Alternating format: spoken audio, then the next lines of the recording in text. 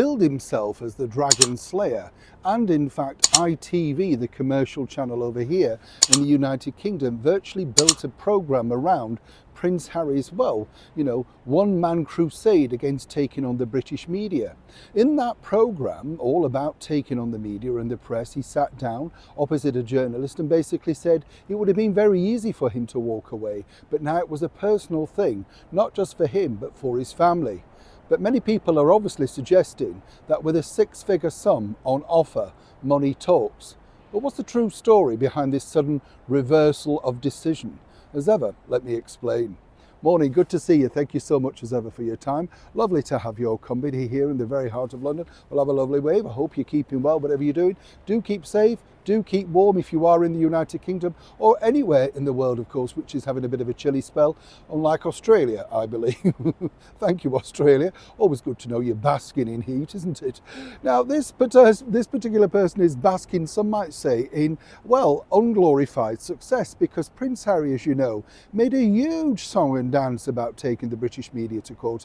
And the bottom line was this was about alleged hacking scandals and all that sort of stuff, listening into phone calls and all sorts of manner of misdemeanors around what he claims happened over 20 years ago. So much so that he recently went on the ITV programme all about press intrusion. And if you recall, on that programme, the actor Hugh Grant basically said, he'd sort of capitulated and took a massive sort of pay from them, simply because he felt that if he lost, he wouldn't necessarily work in his favour, and he couldn't afford to lose, not with a family. Now, what's interesting here is, as I say, they talk about a huge six-figure sum.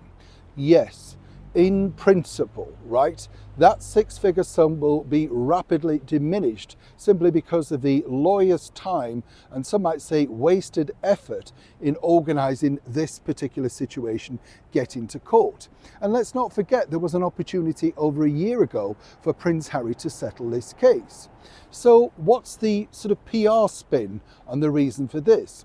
Well, according to that source, the story now that's going to be leaked out and no doubt possibly sold as ever allegedly in a big lengthy spread interview is that Prince Harry decided this simply because, of course, he was under immense pressure, literally, with everything else that's going on within his family unit, particularly, of course, things like coming up Invictus and the battering in the media that his wife's getting, literally, for her failed attempts to become a celebrity. That's the sort of, move that they're going to go down.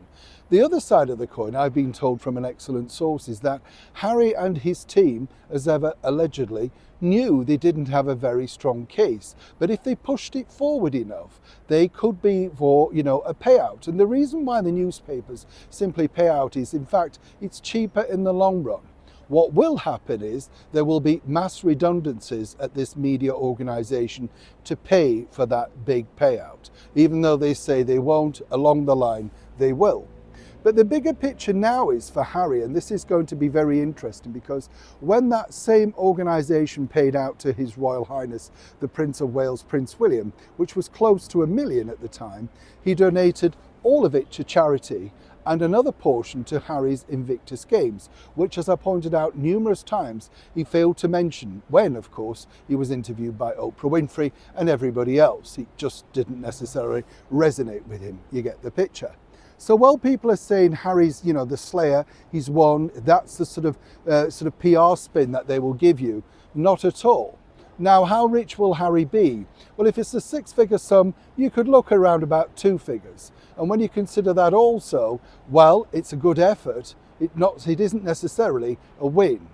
Harry apparently still wanted to push forward, but when it was presented to him that actually this could be very risky and cost him, in fact, millions, obviously then he decided, perhaps at the 11th hour, things might look a little bit sweeter.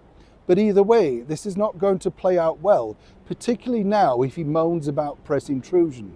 He had the opportunity to hold the media to account, and once again, money in his favour has won. But that's what we've seen time and time again with Harry, right? Netflix, Spotify, and Penguin Random House. If you've got enough bucks, Prince Harry will do exactly what you want. Neil Sean in the very heart of London.